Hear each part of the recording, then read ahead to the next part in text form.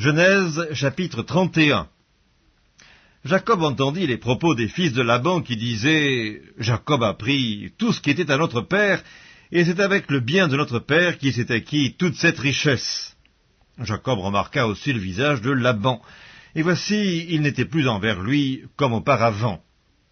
Alors l'Éternel dit à Jacob « Retourne au pays de tes pères et dans ton lieu de naissance, et je serai avec toi. » Jacob fit appeler Rachel et Léa, qui étaient au champ vers son troupeau. Il leur dit « Je vois au visage de votre père qu'il n'est plus envers moi comme auparavant, mais le Dieu de mon père a été avec moi. Vous savez vous-même que j'ai servi votre père de tout mon pouvoir, et votre père s'est joué de moi, il a changé 10 fois mon salaire. Mais Dieu ne lui a pas permis de me faire du mal. Quand il disait « Les tachetés seront ton salaire », toutes les brebis faisaient des petits tachetés. Et quand il disait « Les rayés seront ton salaire », toutes les brebis faisaient des petits rayés. Dieu a pris à votre père son troupeau et me l'a donné. Au temps où les brebis entraient en chaleur, je levai les yeux et je vis en songe que les boucs qui couvraient les brebis étaient rayés, tachetés, marquetés. Et l'ange de Dieu me dit « Jacob !» Je répondis « Me voici !» Il dit « Lève les yeux et regarde, tous les boucs qui couvrent les brebis sont rayés, tachetés, marquetés, car j'ai vu tout ce que te fait Laban. Je suis le Dieu de Béthel, où tu as oint un monument, où tu m'as fait un vœu. Maintenant, lève-toi, sors de ce pays et retourne au pays de ta naissance. » Rachel et Léa répondirent et lui dirent « Avons-nous encore une part et un héritage dans la maison de notre père ? Ne sommes-nous pas regardés par lui comme des étrangères, puisqu'il nous a vendus et qu'il a mangé notre argent ? Toute la richesse que Dieu a ôtée à notre père appartient à nous et à nos enfants. Fais maintenant tout ce que Dieu t'a dit. » Jacob se leva et il fit monter ses enfants et ses femmes sur les chameaux. Il emmena tout son troupeau et tous les biens qu'il possédait, le troupeau qui lui appartenait, qu'il avait acquis à Padan-Aram, et il s'en alla vers Isaac son père au pays de Canaan. Tandis que Laban était allé tondre ses brebis, Rachel déroba les téraphimes de son père, et Jacob trompa Laban l'araméen en ne l'avertissant pas de sa fuite. Il s'enfuit avec tout ce qui lui appartenait. Il se leva, traversa le fleuve, et se dirigea vers la montagne de Galaad. Le 3e jour, on annonça à Laban que Jacob s'était enfui. Il prit avec lui ses frères, le poursuivit 7 journées de marche, et l'atteignit à la montagne de Galaad. Mais Dieu apparut la nuit en songe à Laban, l'araméen, et lui dit « Garde-toi de parler à Jacob, ni en bien, ni en mal. » Laban atteignit donc Jacob. Jacob avait dressé sa tente sur la montagne, Laban dressa aussi la sienne avec ses frères sur la montagne de Galaad. Alors Laban dit à Jacob, « Qu'as-tu fait? Pourquoi m'as-tu trompé et emmènes-tu mes filles comme des captives par l'épée? Pourquoi as-tu pris la fuite en cachette? M'as-tu trompé et ne m'as-tu point averti? Je t'aurais laissé partir au milieu des réjouissances et des chants, au son du tambourin et de la harpe. Tu ne m'as pas permis d'embrasser mes fils et mes filles. C'est en insensé que tu as agi. Ma main est assez forte pour vous faire du mal, mais le Dieu de votre père m'a dit hier, garde-toi de parler à Jacob ni en bien ni en mal. Maintenant que tu es parti, parce que tu languissais après la maison de ton père, pourquoi as-tu dérobé mes dieux? » Jacob répondit et dit à Laban, « J'avais de la crainte à la pensée que tu m'enlèverais peut-être tes filles, mais périsse celui auprès duquel tu trouveras tes dieux. En présence de nos frères, examine ce qui t'appartient chez moi et prends-le. » Jacob ne savait pas que Rachel les eût dérobés.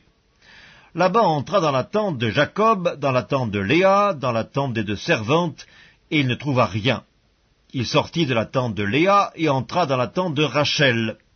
Rachel avait pris les téraphimes, les avait mis sous le bas du chameau et s'était assise dessus. Laban fouilla toute la tente et ne trouva rien. Elle dit à son père, « Que mon seigneur ne se fâche point si je ne puis me lever devant toi, car j'ai ce qui est ordinaire aux femmes. » Il chercha et ne trouva point les téraphimes. Jacob s'irrita et querella Laban.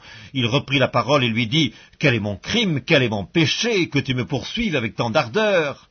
Quand tu as fouillé tous mes effets, Qu'as-tu trouvé des effets de ta maison? Produis-le ici devant mes frères et tes frères, et qu'ils prononcent entre nous deux. Voilà 20 ans que j'ai passé chez toi. Tes brebis et tes chèvres n'ont point avorté, et je n'ai point mangé les béliers de ton troupeau. Je ne t'ai point rapporté de bêtes déchirées, j'en ai payé le dommage. Tu me redemandais ce qu'on me volait de jour et ce qu'on me volait de nuit. La chaleur me dévorait pendant le jour, et le froid pendant la nuit, et le sommeil fuyait de mes yeux. Voilà 20 ans que j'ai passé dans ta maison, je t'ai servi 14 ans pour tes 2 filles, et 6 ans pour ton troupeau, et tu as changé 10 fois mon salaire. Si je n'eusse pas eu pour moi le Dieu de mon père, le Dieu d'Abraham, celui que craint Isaac, tu m'aurais maintenant renvoyé à vide. Dieu a vu ma souffrance et le travail de mes mains, et hier, il a prononcé son jugement. Laban répondit et dit à Jacob, « Ces filles sont mes filles, ces enfants sont mes enfants, ce troupeau est mon troupeau, et tout ce que tu vois est à moi. Et que puis-je faire aujourd'hui pour mes filles, ou pour leurs enfants qu'elles ont mis au monde? Viens, faisons alliance, moi et toi, et que cela serve de témoignage entre moi et toi. » Jacob prit une pierre, et il la dressa pour monument. Jacob dit à ses frères, « Ramassez des pierres. » Ils prirent des pierres et firent un monceau, et ils mangèrent là, sur le monceau. Laban l'appela Jégar Saüduta, et Jacob l'appela Galed. Laban dit, « Que ce monceau serve aujourd'hui le témoignage entre moi et toi. » C'est pourquoi on lui a donné le nom de Galed. On l'appelle aussi Mitzpah, parce que Laban a dit, « Que l'Éternel veille sur toi et sur moi, quand nous nous serons l'un et l'autre perdus de vue.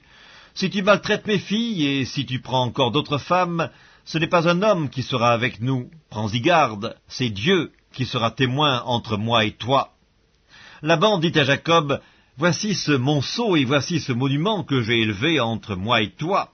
Que ce monceau soit témoin et que ce monument soit témoin, que je n'irai point vers toi au-delà de ce monceau, et que tu ne viendras point vers moi au-delà de ce monceau et de ce monument pour agir méchamment. Que le Dieu d'Abraham et de Nachor, que le Dieu de leur père soit juge entre nous. » Jacob jura par celui que craignait Isaac.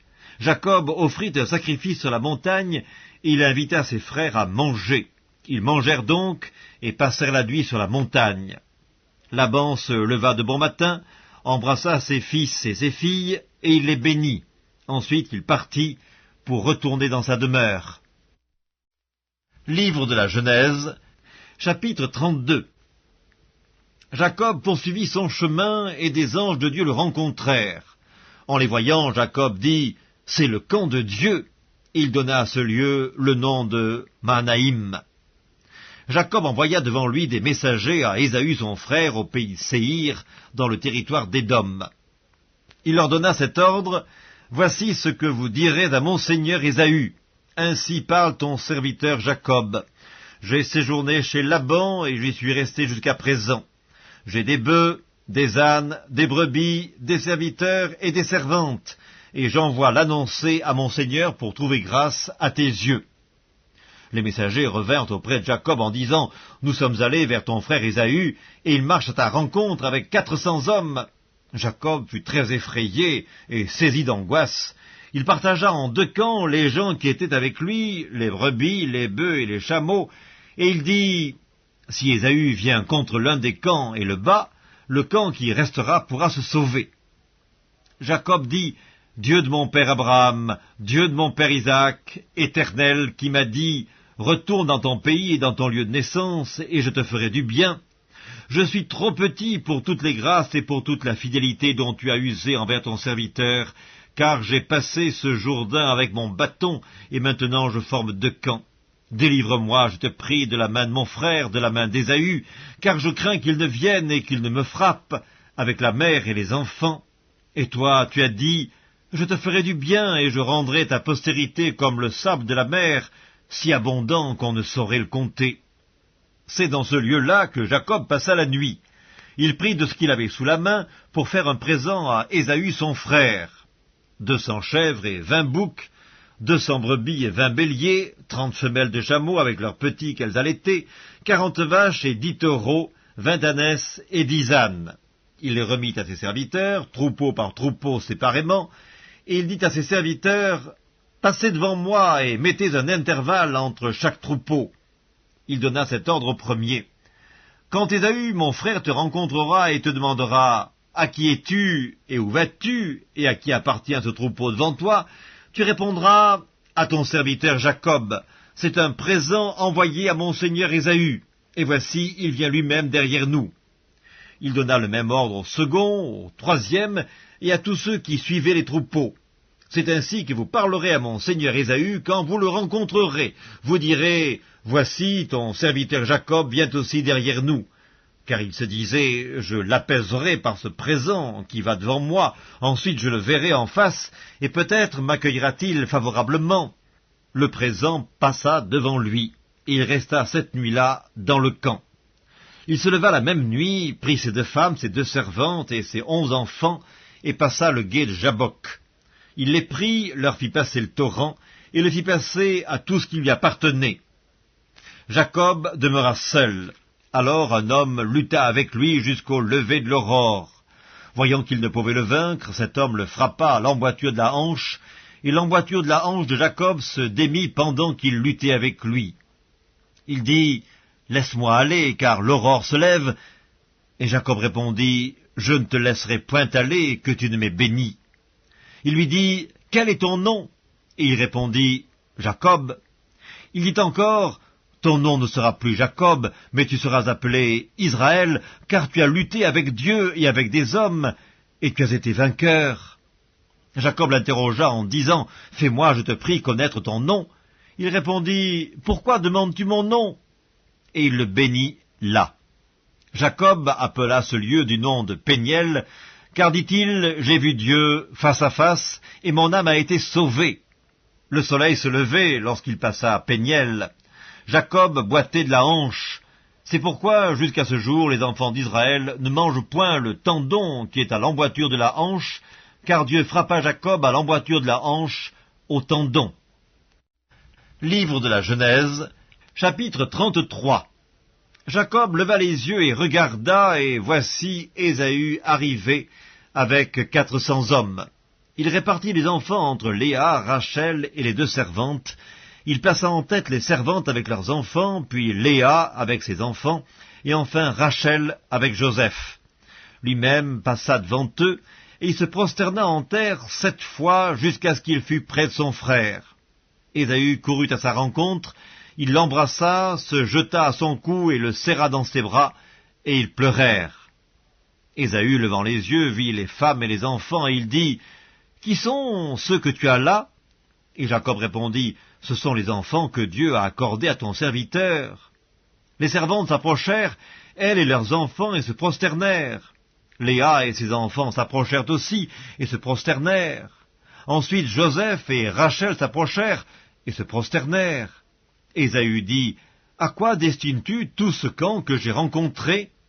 Et Jacob répondit, « À trouver grâce aux yeux de mon Seigneur. » Ésaü dit, « Je suis dans l'abondance, mon frère, garde ce qui est à toi. » Et Jacob répondit, « Non, je te prie. Si j'ai trouvé grâce à tes yeux, accepte de ma main mon présent, car c'est pour cela que j'ai regardé ta face, comme on regarde la face de Dieu, et tu m'as accueilli favorablement. Accepte donc mon présent qui t'a été offert, puisque Dieu m'a comblé de grâce, et que je ne manque de rien. » Il insista auprès de lui, et Ésaü accepta. Ésaü dit, « Partons, mettons-nous en route, j'irai devant toi. » Jacob lui répondit, « Mon Seigneur sait que les enfants sont délicats, et que j'ai des brebis et des vaches qui allaitent. S'il en forçait leur marche un seul jour, tout le troupeau périrait. Que mon Seigneur prenne les devants sur son serviteur, et moi je suivrai lentement au pas du troupeau qui me précédera, et au pas des enfants, jusqu'à ce que j'arrive chez mon Seigneur, à Séhir. » Ésaü dit, « Je veux au moins laisser avec toi une partie de mes gens. » Et Jacob répondit, « Mais pourquoi cela? Que je trouve seulement grâce aux yeux de mon Seigneur. » Le même jour, Ésaü reprit le chemin de Séhir. Jacob partit pour Sukkot. Il bâtit une maison pour lui, et il fit des cabanes pour ses troupeaux. C'est pourquoi l'on a appelé ce lieu du nom de Sukkot. À son retour de Padan Aram, Jacob arriva heureusement à la ville de Sichem dans le pays de Canaan, et il campa devant la ville. Il acheta la portion du champ où il avait dressé sa tente des fils de Hamor, père de Sichem, pour 100 késitas. Et là, il éleva un autel qu'il appela El Eloé Israël.